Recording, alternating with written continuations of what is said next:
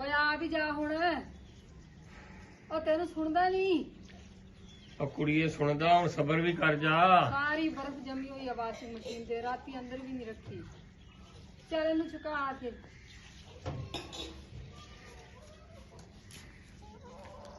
ਇਹ ਕਿਸ ਤਰ੍ਹਾਂ ਚੁੱਕਣੀ ਆ ਹੁਣ?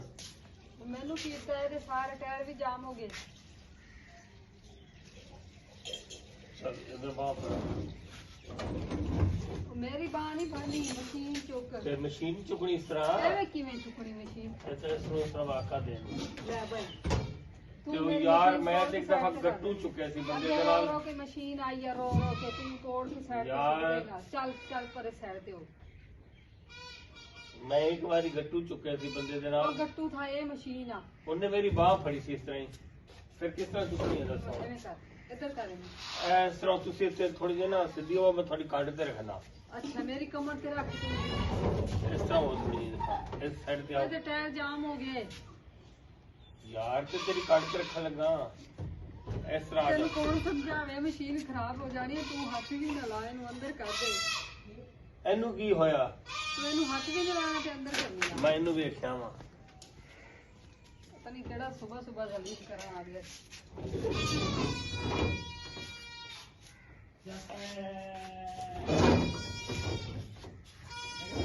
ਤੈਨੂੰ ਬਸ ਬਹਾਨਾ ਚਾਹੀਦਾ ਬਾਹਰ ਜਾਣ ਦਾ, ਹੋਰ ਕੋਈ ਗੱਲ ਨਹੀਂ ਹੈਗੀ।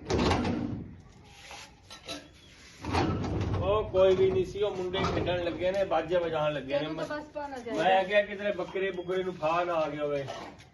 ਤੂੰ ਮੇਰੀ ਬਾਹ ਨਾ ਮਸ਼ੀਨ ਅੰਦਰ ਕਰ। ਮੈਂ ਤੇਰੀ ਬਾਹ ਫੜ ਲਈ, ਤੂੰ ਦੱਸ ਕੀ ਕਰਨਾ ਹੁਣ? ਪਹਿਲੇ ਬਾਹ ਤੂੰ ਫੜਾ ਲੈ।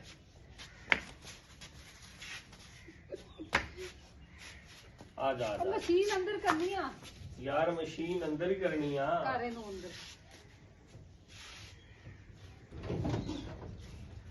ਇਸ ਤਰ੍ਹਾਂ ਕਰਕੇ, ਇਸ ਤਰ੍ਹਾਂ ਫਿਰ ਠੀਕ ਆ। ਆ 1 ਮਿੰਟ ਸਬਰ ਕਰੇਗਾ। ਹਾਂ। ਇਹਨੂੰ ਇੱਧਰ ਹੀ ਕਰ ਦੇ। ਤੇ ਕੀ ਹੋ ਗਿਆ ਤੈਨੂੰ ਕੁੜੀਏ? ਤੂੰ ਵੀ ਮੈਨੂੰ ਨਾ ਬਸ ਫਾਇਲ ਲਾਉਣ ਲੱਗੀ ਆ।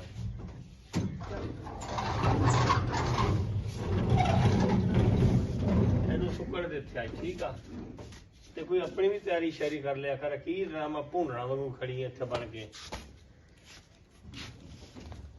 ਆਪਣੀ ਤਿਆਰੀ ਤੂੰ ਕਰਦੀ ਨਹੀਂ, ਬਸ ਮਸ਼ੀਨ ਨੂੰ ਸਾਫ਼ ਕਰੀ ਰੱਖੋ। ਬਸ ਇਹ ਕੰਮ ਰਹਿ ਗਿਆ ਹੁਣ। ਇਸ ਤੇ ਪੈਸੇ ਲੱਗੇ ਹੋਏ ਆ। ਤੇ ਮੈਂ ਕਦੋਂ ਕਿਹਾ ਪੈਸੇ ਕੋਈ ਨਹੀਂ ਲੱਗੇ ਹੋਏ? ਮੇਰੇ ਤੇ ਕਿਹੜਾ ਪੈਸੇ ਲੱਗੇ, ਮੈਂ ਤਾਂ ਫ੍ਰੀ ਦੀ ਹਾਂ ਵੈਸੇ ਹੀ। ਤੂੰ ਤੇ ਹੈ ਹੀ ਫਰੀ। ਫੇਰ